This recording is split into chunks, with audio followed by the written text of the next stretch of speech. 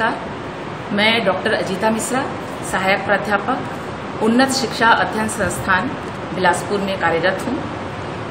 आज मैं आप लोग के समक्ष उपस्थित हुई हूँ बीएड द्वितीय वर्ष के पंचम प्रश्न पत्र विद्यालय संस्कृति प्रबंध एवं शिक्षक school culture management and teacher के चतुर्थ इकाई के अंतर्गत समय प्रबंधन को लेकर के। तो आज हमारी चर्चा का विषय बिंदु है गुणवत्ता प्रबंधन का संप्रत्यय के अंतर्गत समय प्रबंधन, जिसमें समय सारणी निर्माण और समय सारणी निर्माण के लिए अपनाए गए विभिन्न सिद्धांतों के बारे में हम चर्चा करेंगे। गुणवत्ता प्रबंधन के संप्रत्यय के अंतर्गत classroom management, time management, management of physical and human resource आदि सम्मिलित है, जिसमें कि समय प्रबंधन का महत्व बहुत ही ज्यादा है। समय प्रबंधन किसी भी संस्था के निर्धारित उद्देश्यों की पूर्ति के लिए अत्यंत आवश्यक है। समय सारणी विद्यालय का एक महत्वपूर्ण अंग होता है। सभी समय सारणी निर्माण से सही ढंग से समय सारणी निर्माण से सही समय प्रबंधन होता है। ये आप सब भी स्वीकारते होंगे, ऐसा मेरा मानना है। यद्यपि प्रत्येक विद्यालय में समय सारणी होती है और उसके ही अनुसार कार्य संपादन करने का प्रयास किया जाता है। समस्या तब आती है जब धनाभाव के कारण शिक्षकों की कमी हो, शिक्षकों को उनकी रुचि के अनुरूप अध्यापन का कार्य न सौंपा जाए या फिर ऐसे विषय पढ़ाने के लिए दे दिया जाए जिसमें उनकी ज्ञान, समझ व पकड़ बहुत ही कम हो। एक समस्या और भी है कि प्राइमरी स्तर पर कई बार अध्यापक एक ही बार में दो कक्षाएं लेता है।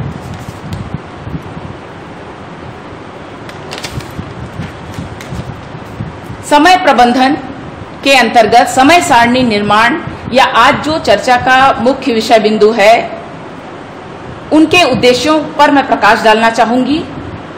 सबसे पहले तो विद्यालय में नियम पूर्वक कार्य संचालन कर सकेंगे। दूसरे में न्यूनतम मानवीय और भौतिक संसाधनों के समुचित सदुपयोग के द्वारा या समुचित प्रयोग के द्वारा श्रेष्ठ परिणामों की प्राप्ति कर सकने में हम समर्थ हो सकेंगे। सही ढंग से समय सारणी का निर्माण करने से सभी कार्यों पर उचित ढंग से ध्यान दिया जा सकता है। जैसे एक विद्यालय में शिक्षण के अलावे भी साहित्यिक, सांस्कृतिक आयोजन, क्रीड़ा, खेलकूद, बागवानी, अन्य बहुत से कार्य होते हैं। इन सब कार्यों को उचित स्थान देने की आवश्यकता है और यह समय सारणी निर्माण के आधार पर ही संभव है। छात्रों में जो व्याप्त शिथिलता है उनको रोकने के लिए भी समय सारणी का निर्माण विभिन्न सिद्धांतों के तहत विभिन्न सिद्धांतों को अपनाते हुए किया जाना परम आवश्यक है। समय प्रबंधन की आवश्यकता क्यों है या इसका क्या महत्व है, इस पर यदि हम विचार करें तो हम देखते हैं कि किसी भी विद्यालय में सही ढंग से कार्य संचालन के लिए, नियम पूर्वक कार्य संचालन के लिए समय प्रबंधन की अत्यंत आवश्यकता होती है। प्रत्येक विद्यालय में मानवीय एवं भौतिक संसाधनों के बेहतर उपयोग के लिए, ताकि न्यूनतम संसाधनों में श्रेष्ठ परिणामों को प्राप्त किया जा सके, उसके लिए भी समय प्रबंधन की आवश्यकता है। शिक्षक द्वारा विषय बिंदु की तैयारी पहले से ही की जा सकती है। इसके साथ ही साथ सभी प्रकार के कार्यों पर उचित ढंग से ध्यान दिया जा सकता है। शिक्षकों को एक समान कार्यभार हो सकता है। अक्सर देखा गया है कि कुछ शिक्षकों के पास कार्य के खाली घंटे बहुत रहते हैं, कुछ शिक्षकों के पास कार्यभार बहुत ज्यादा रहता है। तो इसके समान वितरण के लिए भी समय प्रबंधन की आवश्यकता महसूस होती है। नैतिक गुणों पर बल, विद्यार्थियों के नैतिक गुणों पर बल के लिए या विभिन्न प्रकार के उद्देश्यों की प्रतिपूर्ति, खास करके सामाजिक उद्देश्यों की प्रतिपूर्ति के लिए समय प्रबंधन आवश्यक है। इसके साथ ही साथ विद्यार्थियों में व्याप्त शिथिलता और शिक्षा में गुणवत्ता के लिए या गुणवत्ता को बढ़ाने के लिए समय प्रबंधन की आवश्यकता है। इसके साथ ही साथ विभिन्न शैक्षिक क्रियाओं का उचित ढंग से समन्वय किया जा सके, इसके लिए समय प्रबंधन की आवश्यकता है और यह एक बहुत ही महत्वपूर्ण प्रक्रिया है। सामान्यतः देखा जाता है कि प्रत्येक विद्यालय में दो प्रकार की समय सारणी तो आप सब भी देखते होंगे। एक होता है कक्षा समय सारणी और एक होता है शिक्षक समय सारणी। इसके साथ ही साथ अन्य और भी बहुत से समय सारणी हैं, जैसे कि अध्यापकों के अवकाश से संबंधित समय सारणी, गृह कार्य से संबंधित समय सारणी, पुस्तकालय या लाइब्रेरी में भी बच्चों को कार्य करने का अवसर दिया जाता है और उसके लिए भी समय सारणी का निर्माण किया जाता है। इसके साथ ही साथ प्रायोगिक कार्य या प्रयोगशाला अध्ययन के लिए समय सारणी निर्मित की जाती है। वर्कशॉप या अन्य प्रकार के आयोजन के लिए भी समय सारणी होती है। विद्यालय में शिक्षण के अलावे भी कई प्रकार की पाठ्येतर क्रियाकलाप संपादित होते रहते हैं वर्ष पर्यंत। तो ऐसे पाठ्येतर क्रियाकलाप के लिए भी, जैसे कि सांस्कृतिक, साहित्यिक, खेलकूद या अन्य आयोजन के लिए भी समय सारणी का निर्माण किया जाता है। इसके अलावे भी एक बहुत ही महत्वपूर्ण समय सारणी है खेलकूद या क्रीड़ा से संबंधित समय सारणी। तो न केवल सामान्य रूप से समय सारणी दो ही होते हैं, बल्कि इसके अलावे भी विद्यालय में कई समय सारणी होते हैं और इन समय सारणियों के माध्यम से विद्यालय का कार्य संपादन सफल और सुचारू ढंग से हो सकता है।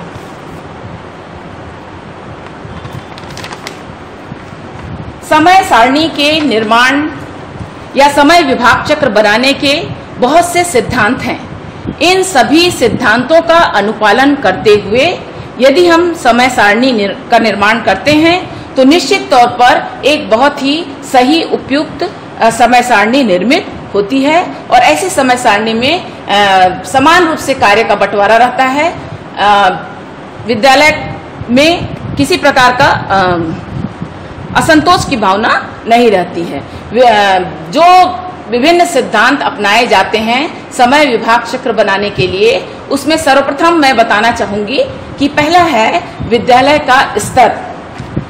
इसके अंतर्गत सबसे पहले हमें ये देखना है समय सारणी निर्माण के लिए कि विद्यालय किस स्तर का है।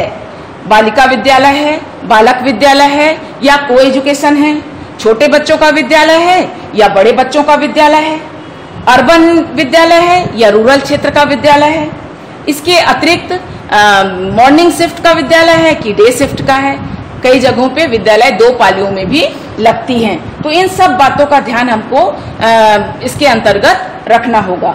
इसके साथ ही साथ दूसरा सिद्धांत है जो कि बहुत ही महत्वपूर्ण है, विभागीय नियम। विभागीय नियम को भी ध्यान दिए जाने की आवश्यकता है। समय विभाग चक्र बनाते समय किस विषय को कितने समय पढ़ाया जाए, जैसे कि हायर सेकेंडरी अधिक समय तक लगता है ना, क्योंकि आप जानते हैं कि ये बड़े बच्चे होते हैं और ये जल्दी नहीं थकते हैं, जबकि छोटे बच्चों का विद्यालय जो है वो कम समय के लिए लगाया जा सकता है क्योंकि बच्चे शीघ्र ही थक जाते हैं। इसके साथ ही साथ हम विभागीय नियम में एक और भी बहुत महत्वपूर्ण बात आपको बता सकते हैं कि समय का निर्धारण। समय के निर्धारण के अंतर्गत ये तालिका प्रदर्शित की गई है और इस तालिका से साफ दिखाई दे रहा है कि विभिन्न कक्षाओं के लिए जो अध्यापन के घंटे निर्धारित किए गए हैं, ये एक सप्ताह में कौन सी कक्षा कितने घंटे तक पढ़ाई करेगी, इस बात को इसमें प्रदर्शित किया गया है। समय निर्धारित करते समय मौसम, स्थान, बच्चों की कक्षा, विषय आदि बातों को ध्यान में रखा जाना बहुत आवश्यक है।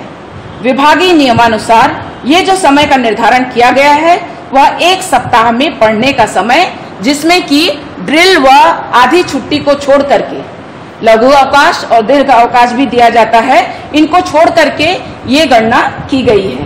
पर महत्वपूर्ण यह है, ध्यान यह रखा जाना चाहिए कि सप्ताह में पढ़ने का समय इस निर्धारित सीमा से बाहर न जाए। जैसा कि तालिका में प्रदर्शित है कि पहली कक्षा के लिए एक सप्ताह में 16 घंटे, दूसरी व तीसरी कक्षा के लिए 19 घंटे, चौथी कक्षा के लिए 24 घंटे और सेकेंडरी कक्षाओं के लिए 30 घंटे निर्धारित है। इसके साथ ही विभागीय नियम के पश्चात समय विभाग कठिनाई स्तर एवं महत्व, विषयों का महत्व व कठिनता के आधार पर उनको समय दिया जाना चाहिए। कठिनाई स्तर के अंतर्गत हम बता सकते हैं कि गणित व अंग्रेजी जैसे कुछ सब्जेक्ट हैं जो कि कठिन माने जाते हैं, तो इनके लिए समय का विशेष ध्यान दिए जाने की आवश्यकता है। इसके अलावा भी थकावट का सिद्धांत है। थकावट के सिद्धांत का भी अनुसरण समय विभाग चक्र निर्माण के समय निश्चित तौर पर किया जाना चाहिए। इस सिद्धांत के अनुसार कठिन व अधिक थकाने वाले जो विषय होते हैं वो दूसरे और तीसरे घंटे में पढ़ाया जाना चाहिए। छठवां जो घंटा होता है, इस समय जो कालखंड होते हैं उसमें भी थकान वाले विषयों के लिए अच्छे होते हैं। इन घंटों में छात्रों का मन पढ़ाई में अधिक एकाग्रता से लगता है ना, ऐसा अधिक एकाग्रता से लगता है। 8वां घंटा जो होता है वो बहुत ज्यादा थकाने वाला होता है। दिन भर के पढ़ाई से बच्चे ऊब जाते हैं और बोझिल महसूस करने लगते हैं।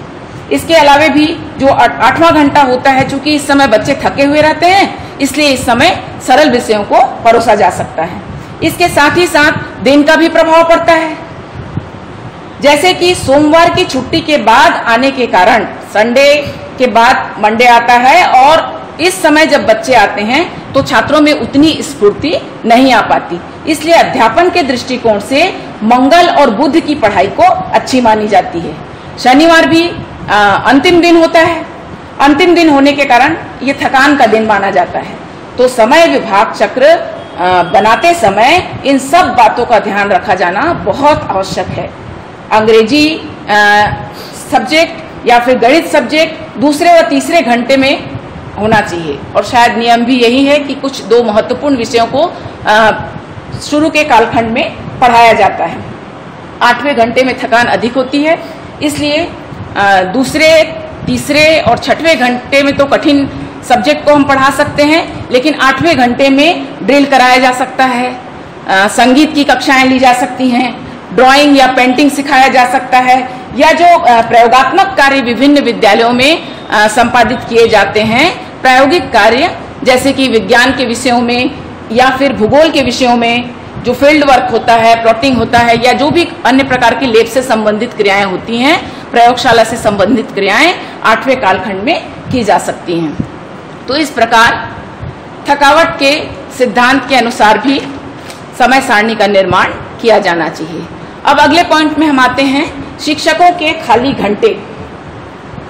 निश्चित तौर पर यदि शिक्षक को विद्यालय में कुछ खाली घंटे मिल जाएं तो वो उसकी कार्यक्षमता को बढ़ाने के लिए बहुत महत्वपूर्ण होते हैं, क्योंकि ऐसे खाली घंटों में शिक्षक कॉपी जांचने का कार्य करता है, या जो भी प्रभार संबंधी कार्य उसको सौंपे जाते हैं उन कार्यों का संपादन वो इन्हीं खाली समय में करता है।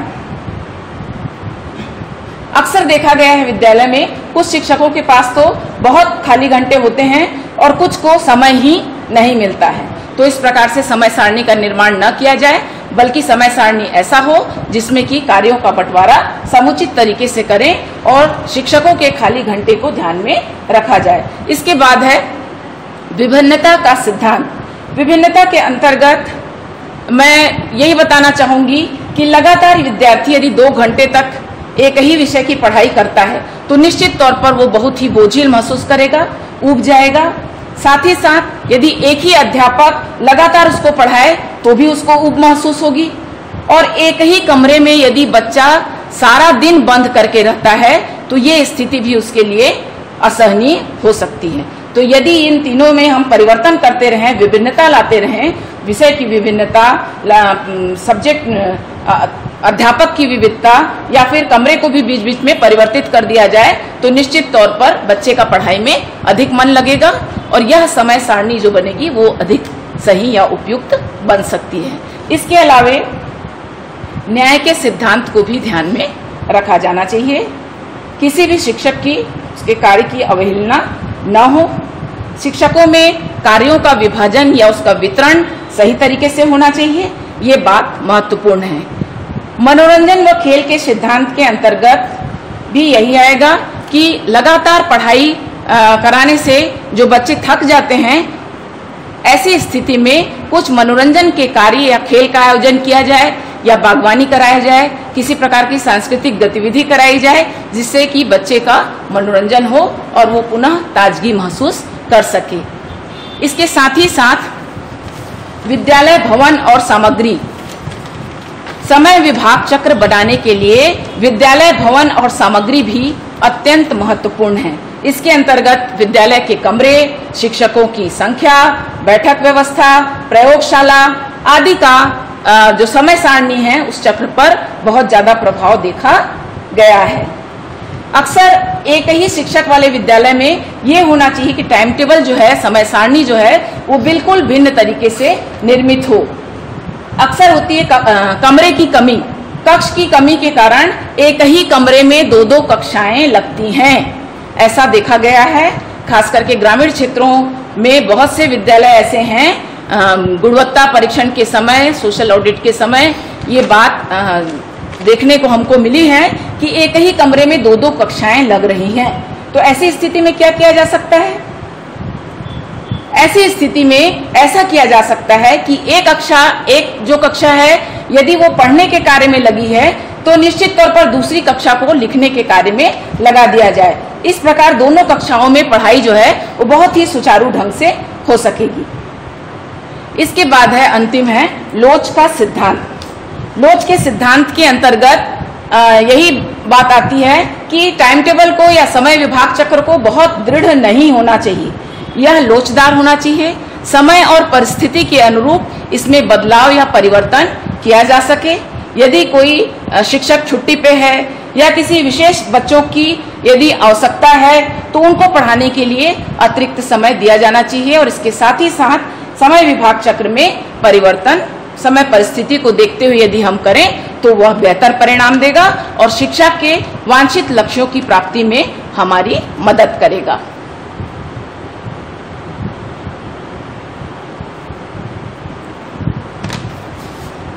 और अंत में मैं यही कहना चाहूंगी कि समय सारणी प्रत्येक विद्यालय में बनता है ना। आप सब जानते हैं कि समय सारणी प्रत्येक विद्यालय में बनता है और कमोबेश पूर्व वर्णित जो सिद्धांत हैं उनके अनुरूप ही बनाने का प्रयास किया जाता है।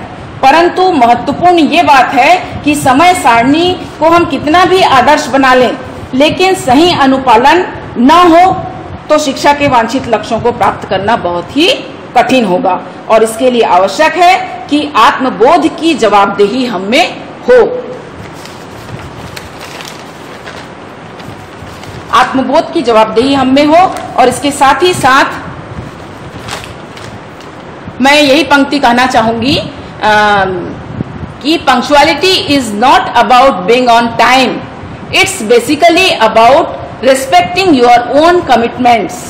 पंक्चुअलिटी या समयबद्धता समय से संबंधित नहीं है कि मैं समय की बहुत कदर करता हूं या मैं विद्यालय सही समय में पहुंचता हूं या कक्षा में मैं सही समय में जाता हूं, ये नहीं है, बल्कि खुद की वचनबद्धता के प्रति एक सम्मान की भावना है। धन्यवाद।